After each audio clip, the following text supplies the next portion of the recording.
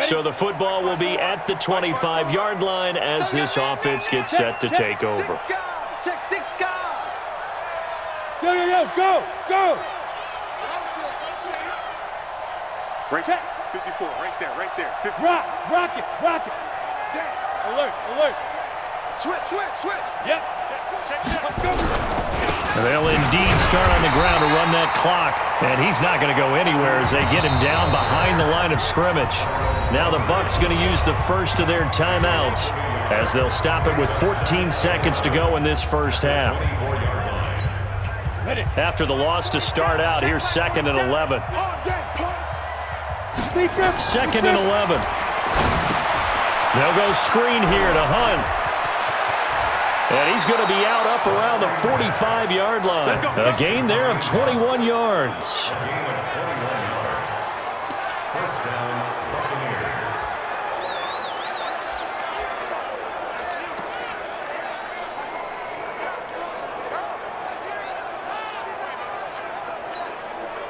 This quarterback now nearly perfect. 9 of 10 in this first half. It's 1st and 10.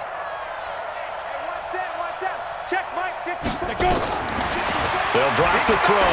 He's going to fire one deep up. That's caught inside the 20. Touchdown, Tampa Bay.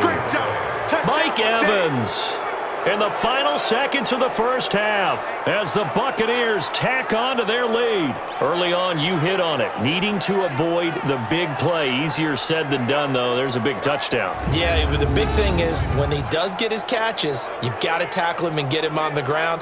Obviously, weren't able to do it on that one.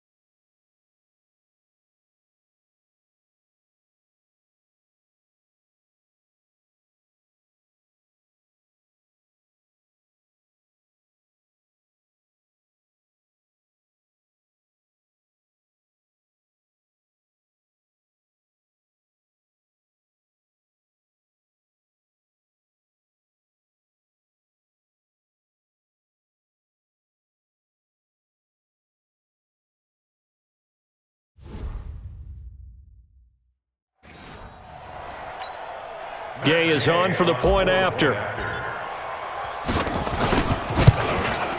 And he's been a busy man, 5 for 5 now as he knocks another one through to extend the lead. So a 75-yard scoring drive on just 3 plays. And it's all finished off with a touchdown by Tampa Bay. And following the touchdown now, it's Bradley Pinion on to kick this one away. This is fielded at the chalk of the 10.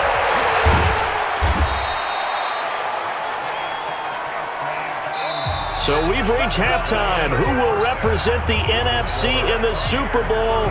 2 more quarters to go. As we'll send you back over to Orlando with our EA Sports Halftime Report, here's Jonathan Coachman. All right, Brandon, thanks. As always, one half remains in the Battle of the Sea.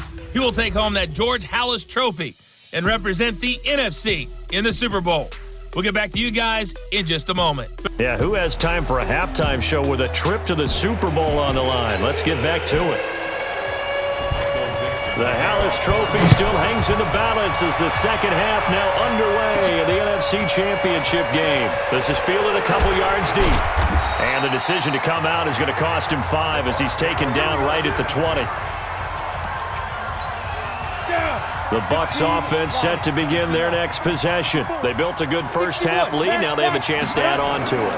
And what I'm thinking is that the offensive staff spent the entire halftime just working with them on, here's what we think they're going to do to attack us in the second half. Nice first half that we've had, guys, but be prepared for some change-ups. We're going to see them when we kick it off in the second half. See how they handle any adjustments that might be made defensively. On first down, they'll run with Hunt. In on the stop, it was the UCF product, Shaquem Griffin. The run got 4. Now they deal with a 2nd and 6. A play-action fake. They'll look to throw. Escaping the pressure right. He'll run it. Holding offense. So a decent gain, but all for naught on the penalty. It's too bad, isn't it? They were feeling pretty good about it. The only people celebrating, the guys who just gave up that play. Under a heavy rush, and down he goes. That's sacked by the DN, Danico Autry. They need to stop to get back into this game, and here's one right to start the third quarter. Yeah, anytime you go to the lockers with that 2-3 score deficit, you're right. You need that stop, get the football back, and they've done just that. Series to series, play to play. And not much room there, so he'll get it up only to about the 21. Just a yard on the run there, and that's going to bring us to a 4th down. Well, they got off the field on 3rd down. An excellent job, an excellent defensive series. We always talk about adjustments, and usually only at halftime. But the best teams adjust series to series. And on that series, they adjusted so well that they got the job done in fine style.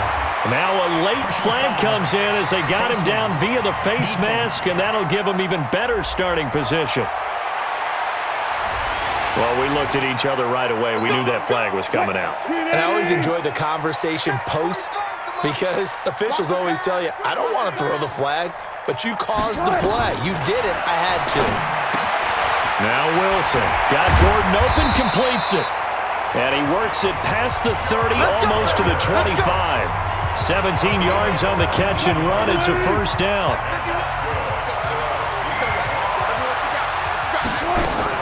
Penny, a 1st down carry. And an alley to run. And inside the 20 before he's brought down. 11 yards there and a 1st down for Seattle. Good push up front, and that run in between the tackles. Let's play the leverage game here. Offensive line just got lower than the defensive front, and they were able to get their pads on them and move them backwards and create space for their running back to roam. And they'll lose yardage here. Knocked back to the 19-yard line. This drive starts with 2 steps forward and now 1 back. A pair of 1st downs, and here a loss of yardage. Well, they try to swing it on left into the flat, complete, but really nice open field tack. And he is in for the Seattle touchdown. Chris Carson, his 2nd touchdown of the night. And the Seahawks are able to close the gap just a bit. That's a score you felt they had to have here in the 3rd quarter to get back in this game. And you know that there was an emphasis on their side. Hey, we know this. We know where we are. But sometimes that binds you up so much that you try too hard and you don't get the score. A perfect combination of urgency, yet relaxed enough to get it done. This will be fielded on the back line of the end zone. The BUCS offense set to begin their next possession. Certainly want to avoid what they had to do last possession, and that was punt the football, because this game's starting to tighten up. In a basketball sense, you think about taking a little bit of the air out of the ball, right? Maybe milk some clock, limit the possessions. In this case, they might want to do the same thing, but control the game offensively. Put together some 1st downs, put together a drive, and keep it away from them. Maybe a good spot to take a shot. Here's 2nd and a yard from the 34. Airing this one out for Evans. And that's caught inside the 35. It's a gain of 34. What a game it's been for this duo. They remind me of a good comedy team. They know how to play off of each other so well. No matter how one riffs, the other's right there to pick them up, and they are shredding them in this ballgame. Trying to find a lane, but instead he'll get back to the line of scrimmage, and no more. Jadeveon Clowney there on the stop.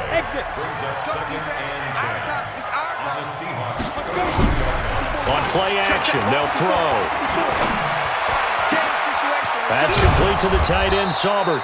And he doesn't quite make it, taking it within an eyelash. Dropped at the 1. It'll go as an impressive 31-yard gain.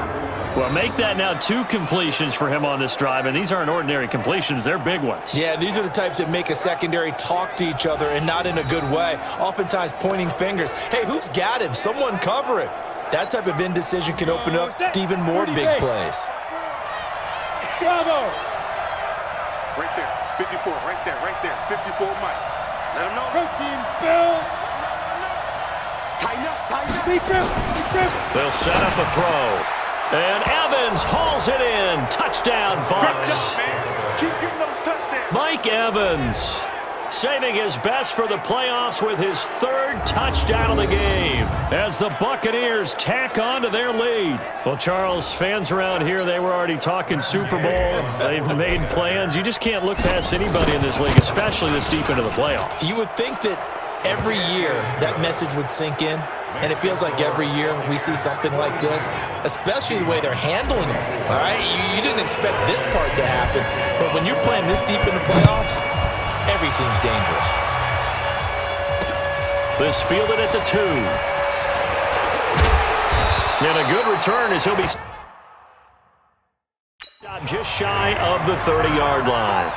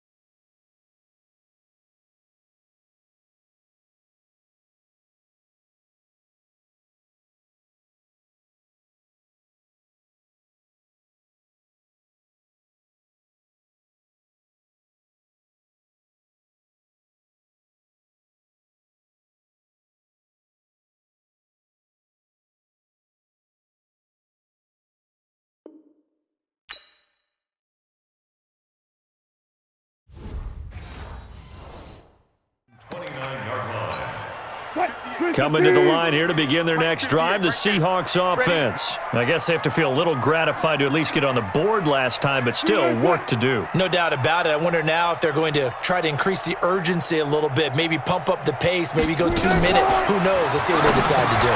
Now a throw over the middle, and he's got it to start the drive.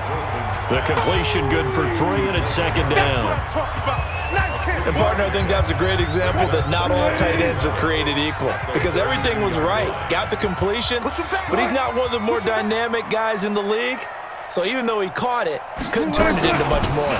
On 2nd down, here's Penny. Give him 3 on the run there. Now they're looking at a 3rd and about 5. This offense in desperate need of a conversion as they come up on 3rd down. Out of the gun, here's Wilson. And that's knocked away and incomplete. There on the coverage, knocking that one away was Mike Edwards. Certainly looked like they were getting ready to convert there on 3rd down, but what an effort to get his hand on that one, knock it away, and brings up a 4th down decision. Now this is fielded in the end zone. Spinning away.